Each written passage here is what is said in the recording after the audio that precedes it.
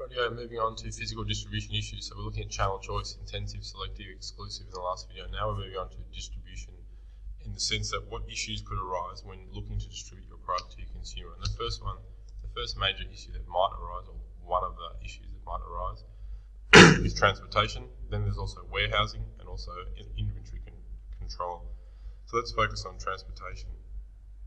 In terms of transportation, okay, I think that's fairly self-explanatory. That is how you actually get the product from one place to another, either by road, rail, air or water.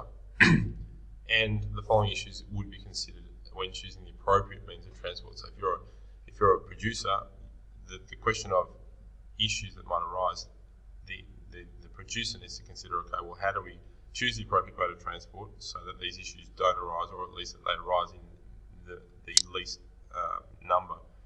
So some issues that might arise, for example, the issues that must be considered when choosing appropriate means of transport is the type of product. For example, is it a perishable item? Is it a fragile item? The speed of the delivery, how fast do we need that product to get to our consumer or to our retailer or to our wholesaler? The cost and distance to be covered. Are we bringing this product in from overseas? Are we bringing it from interstate? Are we bringing it from out of Sydney into the CBD? In terms of warehousing, so warehousing, a set of activities involved in receiving, sorting and dispatching goods. So placing or getting an item or items into a large warehouse facility and storing it potentially for minutes, hours, days, months, potentially even years, I suppose. And the storage of products before they are distributed to the customer is a serious consideration, and the cost of that warehousing and where that warehousing actually is in relation to where it's then going to be transported to. It's important to store these products in locations convenient for the firm, and that was what I was just talking about.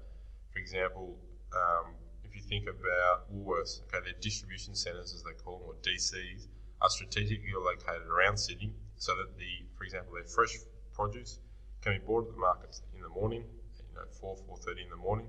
They're then taken to a distribution centre, i.e. a warehouse. They are put into the relevant cold storage, maybe generally for a very short period of time, and then another truck picks them up and takes them to the relevant store. So their warehousing is very strategically placed around Sydney. If we just use Sydney as an example, it's clearly got the required cool room facilities, etc. And then it's geographically well located to a number of stores where it can be filtered out to those relevant stores on that day, and that's why they are, in inverted commas, the fresh food people, and they're trying to live up to their name via that warehousing and distribution strategy. And having said all that, though, that needs to be coupled with the cost and the space available. Clearly, having a warehouse close to the CBD is going to be very, very expensive because land is so expensive. So therefore, that also needs to be considered in terms of distance from the end consumer versus the cost of having it relatively close to them, particularly if they're in a close proximity to the city where real estate is more expensive. Lastly, we've got inventory. So inventory controls. Inventory is your stock. Don't forget, inventory control is a system of that maintains quantities and varieties of products. Think back to the operations topic. This would be how the stock levels are managed in terms of inventory, and having the most economic quantity of stock would need to be determined. So making sure that you have the appropriate level of stock, but you're not carrying too much stock, which would then require a larger warehouse facility, which is more rent, which is going to have an impact ultimately on your expenses and ultimately on your profitability. Advantages and disadvantages of having too much or too little stock. Again, think back to the operations topic. Okay, and that's the end of the place or distribution element of this